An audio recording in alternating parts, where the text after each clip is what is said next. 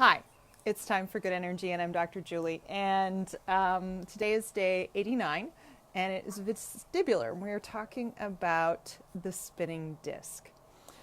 As you can see, I have my glasses on. I rarely ever have my glasses on, but that is because I almost forgot to do today because I got stuck into family movie night. We were watching Artemis Fowl. We've all kind of read one or two of the books. My oldest has read all of them, so we tucked into the new movie. All right, so today you will notice I am back on the spinny stool. All right, so spinny stool, and I have a fabulous little, watch this, watch closely, little hypnotic top. All right, so if you have something that has a sort of a pattern on it that spins, or you have your spinny chair, you are good to go for this particular demonstration. Let's start with our basics though. All right, take a deep breath in and release. All right, deep breath in, do all what we know, breathe out, breathe up, breathe into those sinuses. Feel that tailbone tuck under. Take a deep breath in.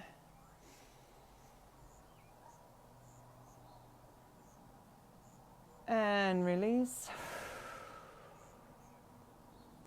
And think about any stuff you got going on today, where it entered into your brain and where you need it to go out of.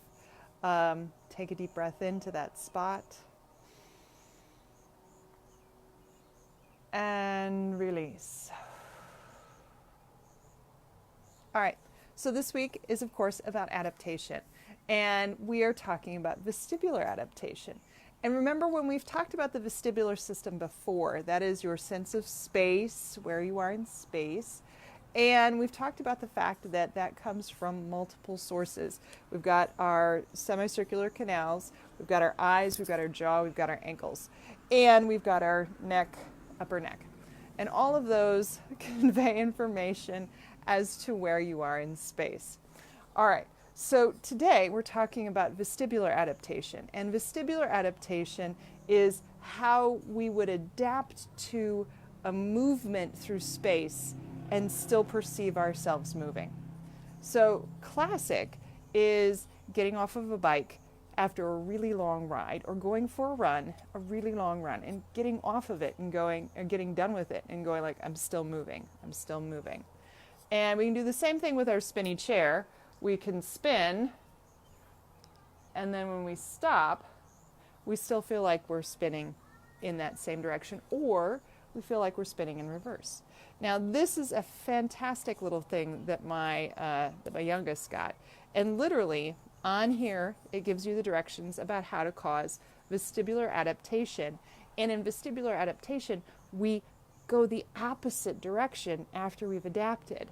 So it says, grasp the rim of the penny and gently spin the top. Stare at the center of the spiral for 15 seconds, and then look at the back of your hand to see it either shrink or grow. All right, and it's got two different patterns. Clearly we didn't take the tag off the other side because we enjoyed this side. But what happens in vestibular adaptation, so this is adaptation of the movement cells in the eye. But you can have adaptation of the semicircular canals. When you run, you're getting both semicircular canals and visual cells. And when you spin, you're getting both semicircular canals and visual cells. And so that combination makes you still feel like you're moving, or that you are moving in the opposite direction, or that the world is moving in the opposite direction while you are stationary. So vestibular adaptation can be done in a number of different ways. The other way you can do vestibular adaptation is to go to an IMAX theater, and where they're doing a flying scene.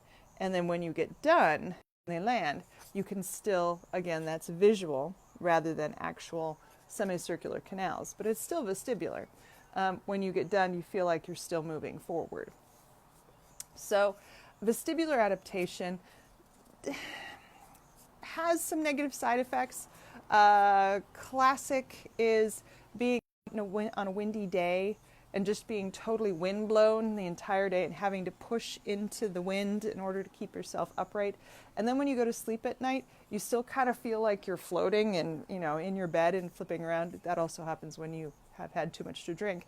But the vestibular part of it is because the wind has been blowing at you and you have been pushing into it or balancing yourself based on that wind. Same thing happens if you've been out on a boat and you've been balancing yourself all day. And then when you get in and you're going to sleep, you're again experiencing that opposite effect of vestibular adaptation, just like you are the disc. All right, so today we talked about vestibular adaptation. You can do it with a spinny chair. Do a spinny chair and then stop, and then feel like everything's going back the opposite direction. You can do it with a spinning disc, and you can do it if you are moving in a car for a long period, actually on a train or a bus. Very good there. I'm all over the place.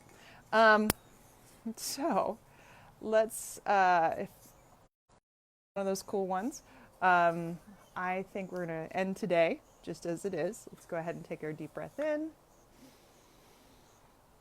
and release. And I will see you tomorrow when we discuss kinesthetic adaptation. Have a great day. Take care.